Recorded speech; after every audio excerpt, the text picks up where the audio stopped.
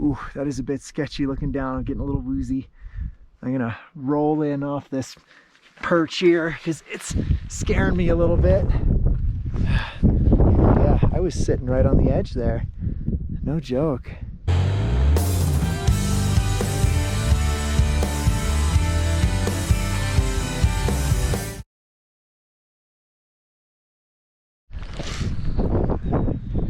Good morning, everybody. It is day 3 and I am about to head up to Crestone and Crestone Needle. I had a killer camp spot last night, and this is my view that I get to see this morning.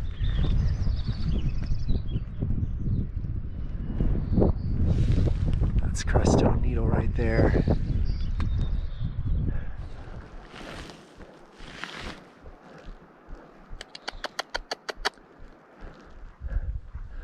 Oh, look at the baby. Look at him. He's all curious. Oh, there's 3 of them.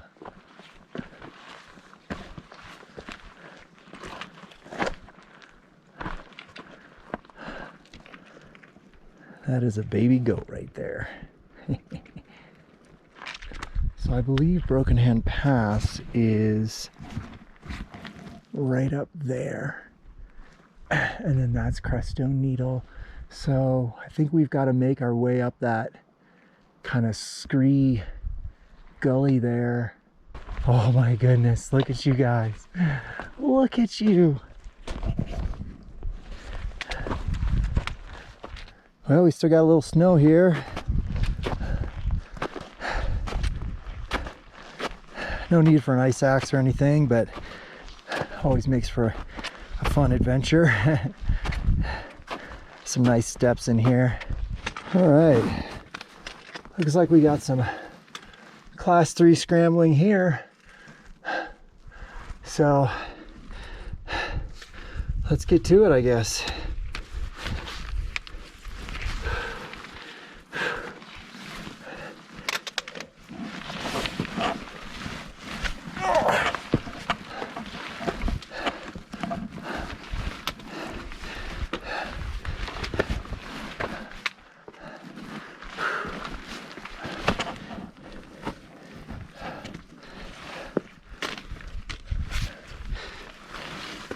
A lot of nice handholds.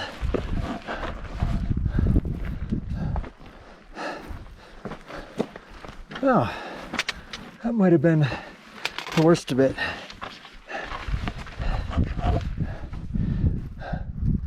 This isn't bad. Okay, we're just about to top out Broken Hand Pass here. It's very windy, but great success so far.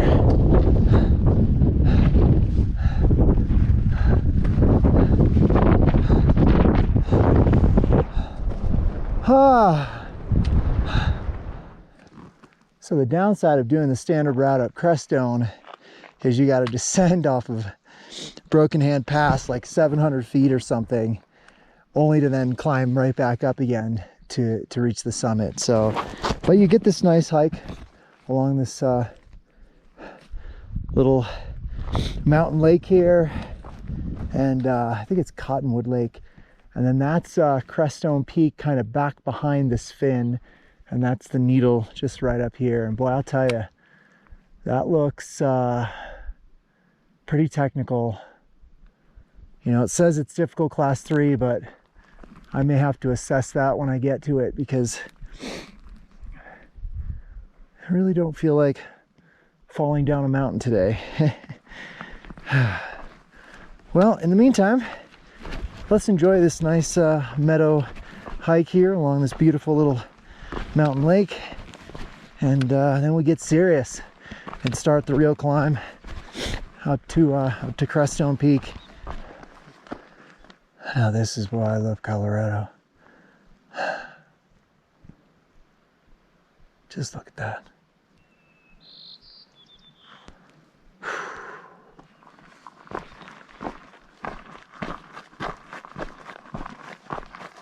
All right, guys.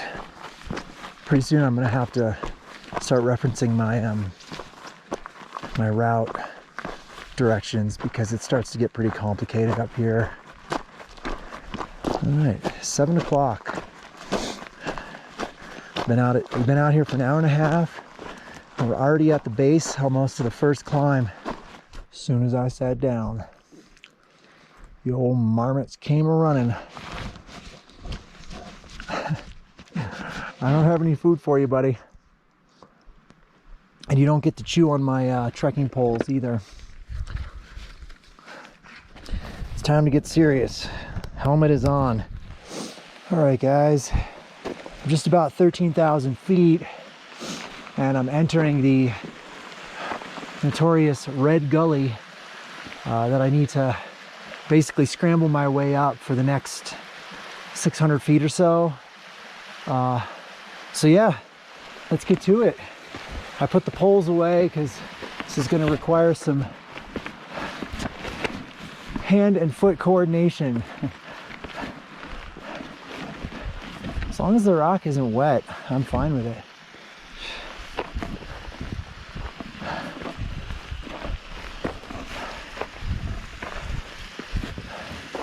Starting to get a little nervous about these clouds.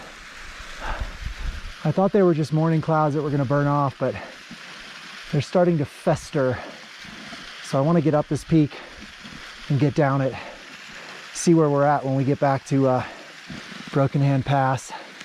Anyway,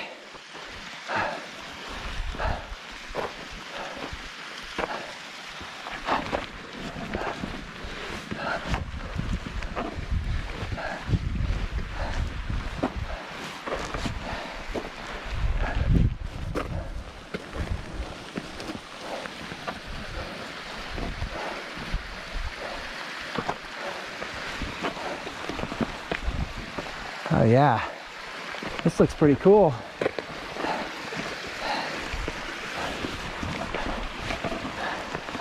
Look at that. Okay. We definitely have a legit class 3 scramble here. I think I'm just gonna go straight up the middle. Nice and slowly.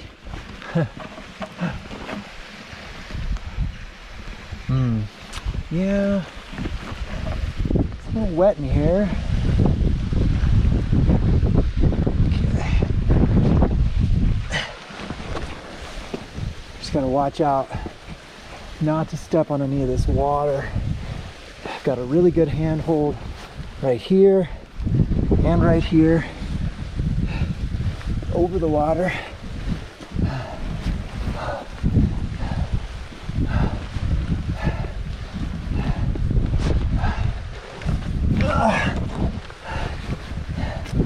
All right.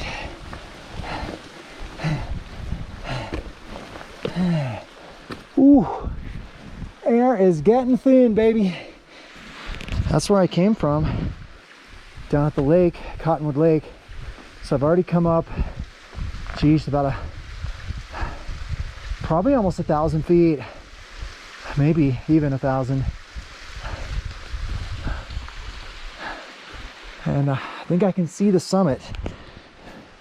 I don't know if that's gonna come out, but poking up. I think that's it right there, that little tiny horn there. So we're getting really close. What I need to decide now is how I want to tackle this next obstacle. I think I'm gonna go this way. Let's avoid that water.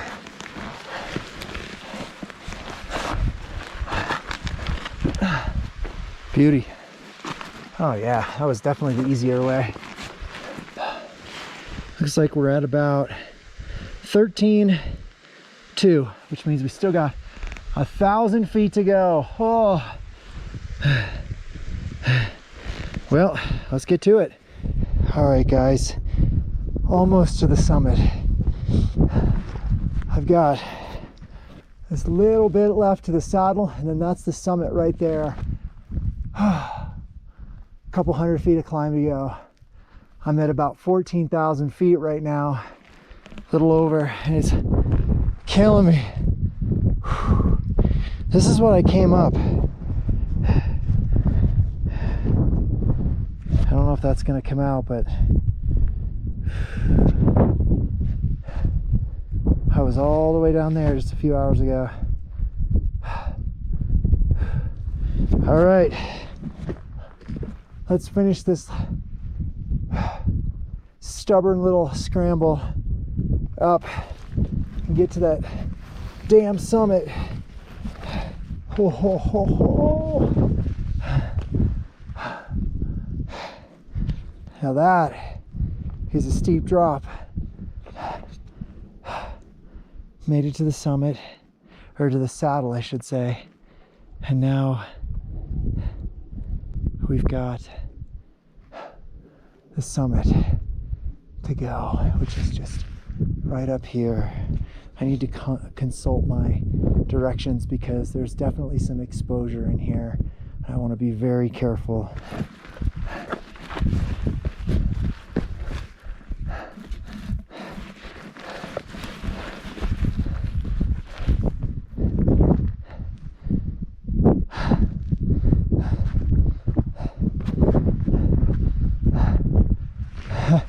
There it is.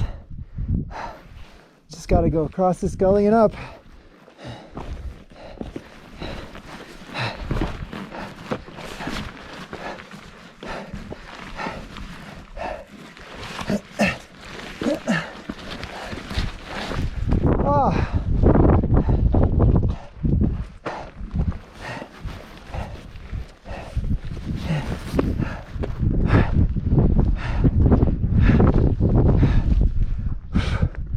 Woohoo!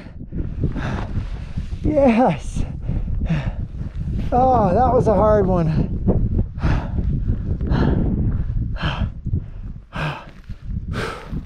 Oh.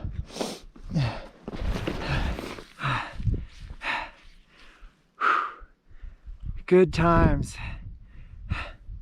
And you can see Crestone Needle right over there. I'm not sure if I'm gonna have it in me to get that one today, but we'll see. See how I feel. It's 8:50, so I'm making okay time, but slower than I had hoped. So anyway, not too bad. It's very hazy. I mean, I'll take it. I love that there's no cloud cover there's no sun right now. So, ooh, that is a bit sketchy looking down. I'm getting a little woozy. I'm gonna roll in off this perch here because it's scaring me a little bit. Yeah, I was sitting right on the edge there. No joke. Ooh. So, all right, I'm gonna have a little snack and head back down. Great success. Yes. I've been trying to bag this one for 3 years. Good morning.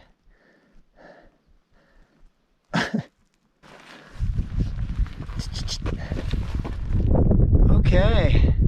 I've made it back up to Broken Hand Pass, and it's almost 10:30. So my debate now is, do I still go for it? It's 0.6 miles to the summit, but it's about 1,200 feet of climb, and it's technical. So I've got to be focused and really committed. There's some exposure, there's some sketchy sections, so I'm gonna eat, drink, rehydrate, do all that stuff, yes, and get my energy back, and sometime in the next 10 minutes decide whether or not I want to go for it. Well, I decided to go for it. I'm already, I don't know, a third of the way up the climb, and that's the summit right there. So that's where we're headed. Weather was great and my rest was good, and I figured why not? If it gets dicey or if there's anything I don't care for, I can always turn around. Okay. Had about 13.5 and definitely on some class 3 scrambly stuff. Climbing up these gullies. This one is, you know, it's tricky. So I'm just taking it really slow.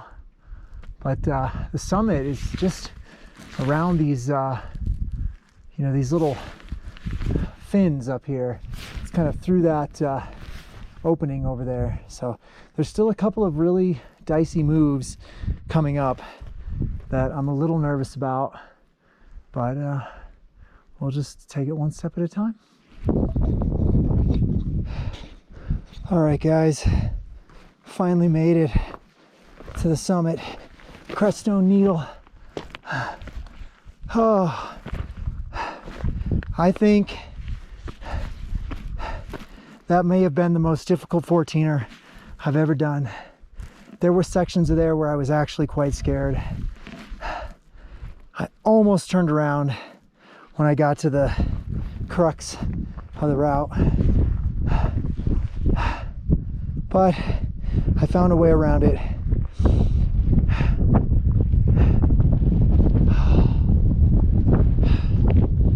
Yeah, I didn't get any footage coming up because I was so focused on the climb. So there, done. And there's Crestone right over there. We were just there a few hours ago.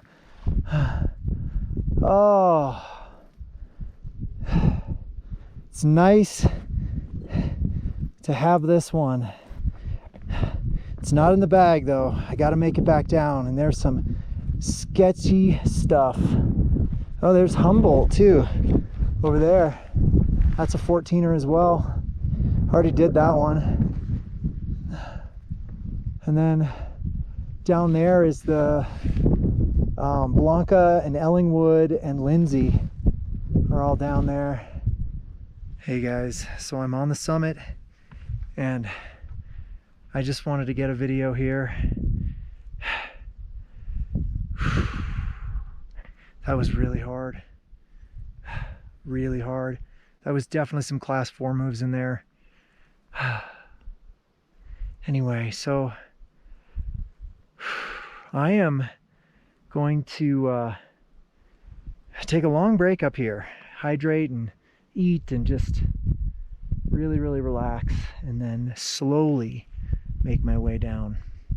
So that's the plan. I don't have much else to say. I'm mentally very tired. That was a lot of work, and I just want to get back to the pass safely. That's all I care about right now. Just get back to the pass and then get back to my campsite. And if I'm late, I'm late, so be it. But I can always camp another night in my tent. So, all right guys, signing off. I'm gonna take a long break. I have to go down that. Yeah, pretty nasty.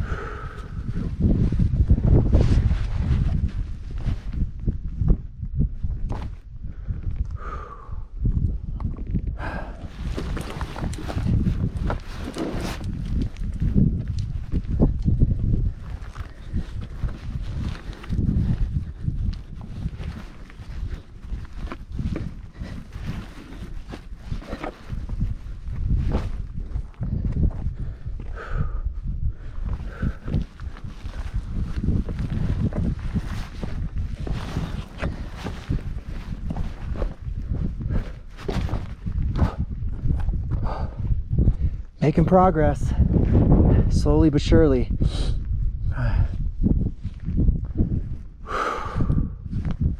Well, I made it back to Broken Hand Pass in one piece, thank God.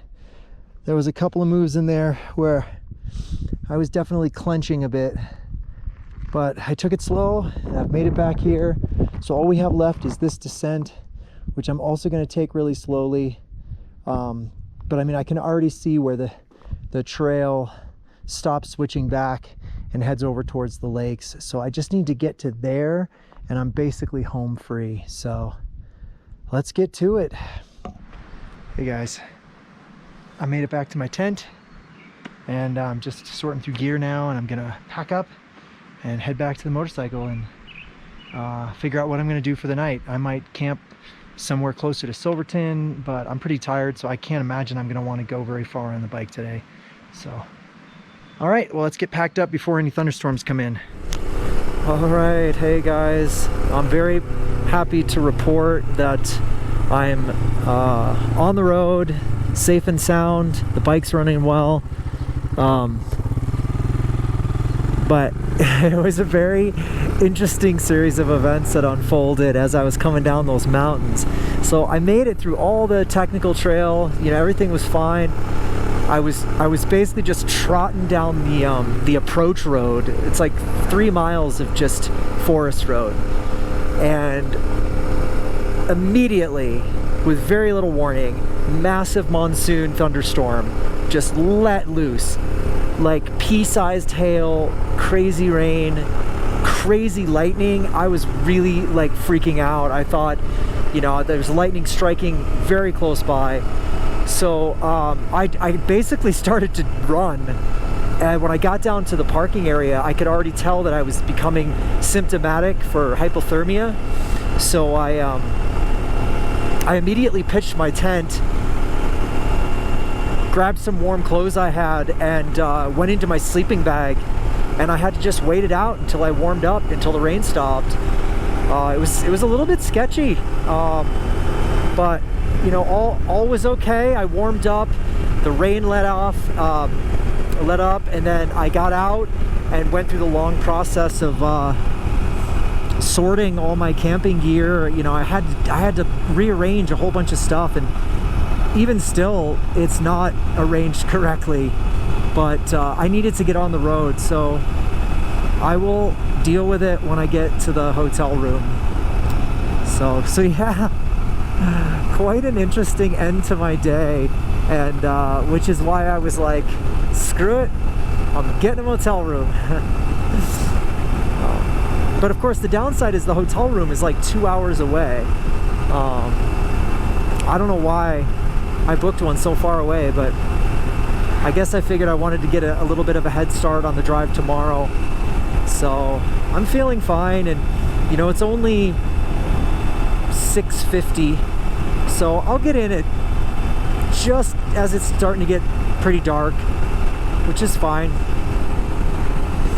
So that's that. Yeah, what an interesting end to a crazy filled day. You can see the Sangre de Cristos over there. That's where the mountains I climbed today are. But what I'm gonna do here is I'm gonna head up north, cut over at the top of the Sangre de Cristos, and make my way down to this town called Monte Vista, and I've got a small motel room there booked. So I just hope that I don't get rained on. I've had my fill of rain for the day. So alright guys, I'll check in one last time tonight once everything is settled and I can exhale.